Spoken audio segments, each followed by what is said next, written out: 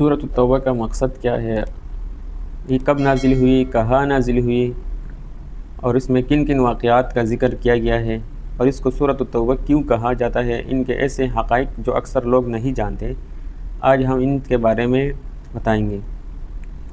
اس طرح اسلامی ویڈیو دیکھنے کے لیے ہماری یوٹیوب چینل کو سبسکرائب کرتے جائیے تاکہ آنے والی اسلامی ویڈیو معلومات آپ تک آسانی سے پہنچ سکے۔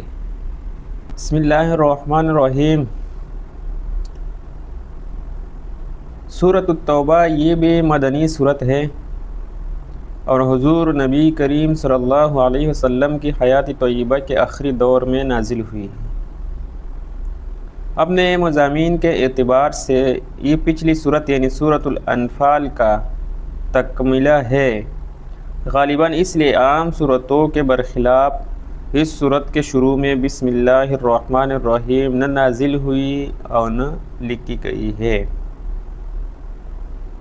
اور اس کی تلاوت کا یہ بھی قاعدہ یہ ہے کہ جو شخص پیچھے سورۃ انفال سے تلاوت کرتا ہے،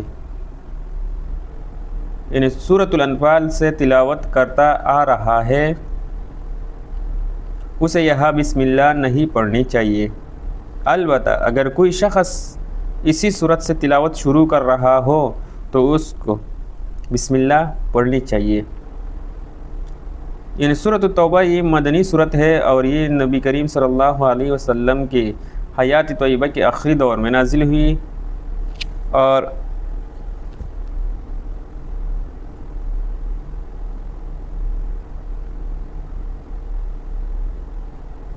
غالباً اس لیے عام صورتوں یعنی ہر صورت کے شروع میں بسم اللہ ہوتی ہے، لیکن اس کے شروع میں بسم اللہ نہیں ہے، نہ لکھی گئی ہے اور نہ نازل ہوئی ہے۔ اگر کوئی بندہ پیچھے سے تلاوت کرتا رہا اور دوسرے صورت سے اور یہاں تک پہنچے یا آگے بھی تلاوت کرنی ہے تو اس کو پھر بسم اللہ نہیں پڑھنی چاہیے۔ اگر شروع سے یہاں سے شروع کرنی ہو تو پھر تو بسم اللہ پڑھنی چاہیے۔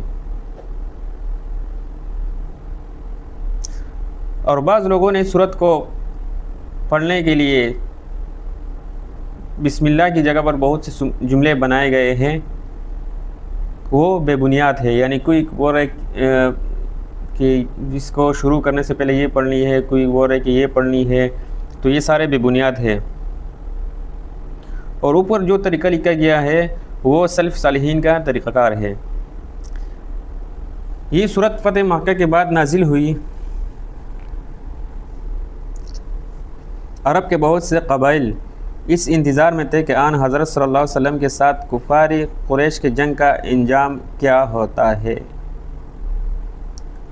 یعنی عرب کے بہت سے قبائل اس انتظار میں تھے کہ آن حضرت صلی اللہ علیہ وسلم کے ساتھ جو کفار قریش کی جنگ کا انجام، ان کے انتظار میں تھے کہ ان کا انجام کیا ہوتا ہے۔ جب قریش نے حدیبیہ والا معاملہ توڑا تو آن حضرت صلی اللہ علیہ وسلم نے مکہ مکرمہ پر حملہ کیا اور کسی طرح بغیر خونریزی سے اسے فتح کر لیا۔ یعنی جب قریش نے حدیبیہ والا معاہدہ تھا وہ توڑ دیا تو ہمارے پاک پیغمبر حضرت محمد صلی اللہ علیہ وسلم نے مکہ مکرمہ پر حملہ کیا اور بغیر خونریزی کے اسے فتح کر لیا۔ اور اسی موقع پر کفار کی کمر ٹوٹ چکی تھی۔ البتہ آخری تدبیر کے طور پر قبیلہ ہوا زن نے ایک بڑا لشکر مسلمانوں کے مقابلے کے لیے جمع کیا، جس سے حنین کی وادی میں آخری بڑی جنگ ہوئی، اور شروع میں معمولی ہزیمت کے بعد مسلمانوں کو اس میں بھی فتح ہوئی۔ اس جنگ کے بعض واقعات بھی اسی صورت میں بیان ہوئے ہیں۔ اب عرب کے جو قبائل قریش کی وجہ سے اسلام قبول کرنے سے ڈرتے ہیں یا ان کی جنگوں کو آخری انجام کے منتظر تھے، ان کے دل سے اسلام کے خلاف ہر رکاوٹ دور ہو گئی اور جوق در جوق مدینہ منورہ آ کر مسلمان ہوئے، اور اسی طرح جزیرہ عرب کے بیشتر علاقے پر اسلام کا پرچم لہرانے لگے۔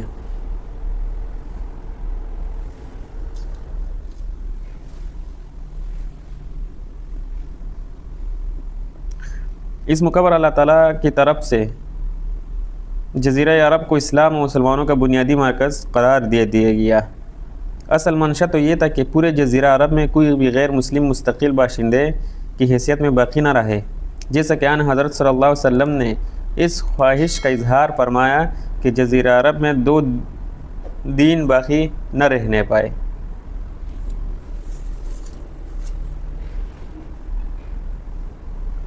مقصد حاصل کرنے کے لیے تجرید کا طریقہ اختیار فرمایا گیا۔ ہمارے پاک پیغمبر صلی اللہ علیہ وسلم کی یہ خواہش تھی کہ ان کا سب سے پہلا ہدف یہ مقرر فرمایا گیا کہ جزیرہ عرب کے بت پرستوں سے یعنی جزیرہ عرب کو خالی کرا دیا جائے، اور جو چھوٹے بچے کچے بت پرست عرب میں رہ گئے ہیں اور جنہوں نے 20 سال سے زیادہ مدت تک مسلمانوں کو وحشیانہ مظالم کا نشانہ بنایا تھا، تو اسی صورت کے شروع میں اس کے مختلف مدتوں کی مہلت دی گئی ہے، اور جس میں اگر وہ اسلام قبول نہ کرے تو ان کو جزیرہ عرب چھوڑے ورنہ جنگ کا سامنا کرنے کے احکام دیے گئے ہیں، یعنی یا تو جزیرہ عرب چھوڑنا پڑے گا یا جنگ کا سامنا کرنا پڑے گا۔ اور مسجد حرام کو بت پرستی سے پاک کرنے کا، ہر نشانی سے پاک کرنے کا اعلان کیا گیا۔ اس ہدف کے پورا ہونے کا یعنی یہ جو ہدف رکھا تھا جس ٹائم تک، اس کے بعد پورے ہونے کے بعد جزیرہ عرب کی مکمل صفائی کا دوسرا مرحلہ یہود و نصارہ کی وہاں سے نکالنے کا تھا۔